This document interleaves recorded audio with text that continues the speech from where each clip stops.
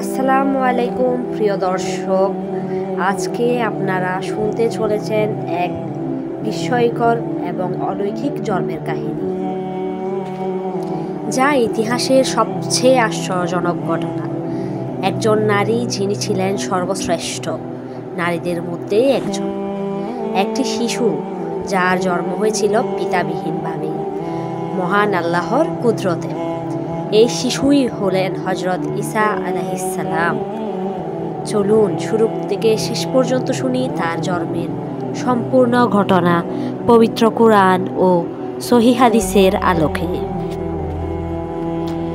আল কুরআনে আল্লাহ বলেন, হে মরিয়াম, নিশ্চয়ই আল্লাহ তোমাকে পবিত্র ও নিষ্পাপ করেছেন এবং তোমাকে সমস্ত নারীদের উপর শ্রেষ্ঠত্ব দিয়েছেন। সূরা আলে ইমরান। হজরত মরিয়াম আলাইহিসসালাম ছিলেন ইমরানের কন্যা। তার মা আল্লাহর কাছে দোয়া করেছিলেন যেন তার সন্তান আল্লাহর রাস্তায় নিবেদিত থাকেন। হে আমার প্রতিপালক, আমি আমার গর্ভস্থ সন্তানকে তোমার জন্য উৎসর্গ করলাম। সূরা আলে ইমরান।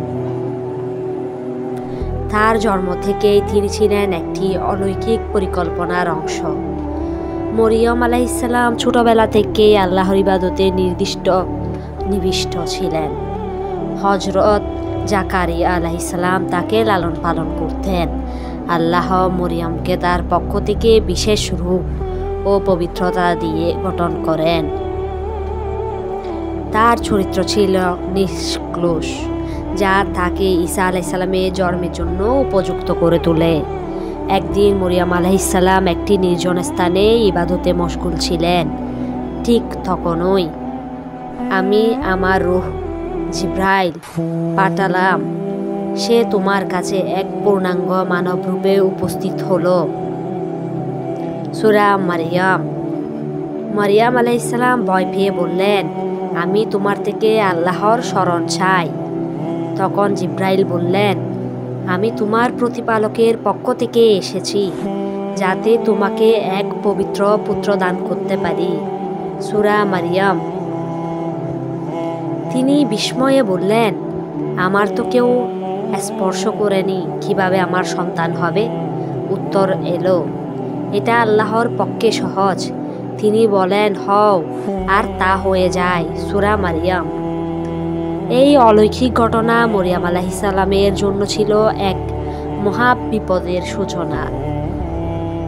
তিনি গর্ভবতী হলেন, কিন্তু ছিল না কোনো স্বামী, কোনো সামাজিক গ্রহণযোগ্যতা। মানুষের চোখে এটা ছিল অবিশ্বাস্য, আর তাই তিনি নির্জনে চলে গেলেন। পবিত্র কোরআনে এসেছে, অতঃপর তিনি গর্ভধারণ করলেন এবং তা নিয়ে দূরে এক স্থানে চলে গেলেন। সূরা মারিয়াম। প্রসবের সময় মরিয়ম আলাইহিসসালাম এতই কষ্ট পাচ্ছিল এবং তিনি বলে উঠলেন, হাই, আমি যদি এর আগেই মরে যেতাম, আমাকে কেউ চিনত না। সূরা মারিয়াম। ঠিক তখনই আল্লাহর কুদরতে একটি অলৌকিক ঘটনা। নিচ থেকে একটি আওয়াজ এলো, দুঃখ করো না, তোমার নিচে একটি ঝর্ণা প্রবাহিত হয়েছে, আর খেজুর গাছটি তোমার দিকে ঝাঁকাও, তা তোমার উপর তাজা খেজুর ফেলবে। সূরা মারিয়াম। এভাবে পবিত্র মরিয়াম জন্ম দিলেন এক পবিত্র সন্তানের। হজরত ঈসা আলাইহিসসালাম একজন নবী, একজন রাসূল, যিনি পৃথিবীতে আল্লাহর বাণী প্রচার করবেন। মরিয়াম আলাইহিসসালাম যখন সন্তান কোলে নিয়ে ফিরে এলেন, লোকেরা তাকে অপবাদ দিতে লাগলো। তখন মরিয়াম ইশারা করলেন তার নবজাতক সন্তানের দিকে। লোকেরা বলল, এক শিশু কিভাবে কথা বলবে? ঠিক তখনই অলৌকিকভাবে সেই শিশু ঈসা আলাইহিসসালাম বললেন, আমি আল্লাহর বান্দা। তিনি আমাকে কিতাব দিয়েছেন এবং নবী বানিয়েছেন। তিনি আমাকে দয়া ও সদাচারে আদিষ্ট করেছেন। সূরা মারিয়াম। হজরত ঈসা আলাইহিসসালামের জন্ম ছিল একটি বড় নিদর্শন। নিশ্চয়ই ঈসার দৃষ্টান্ত আল্লাহর কাছে আদমের মতো। তাকে তিনি মাটি থেকে সৃষ্টি করলেন, অতঃপর বললেন, হও, আর সে হলো। সূরা আল ইমরান।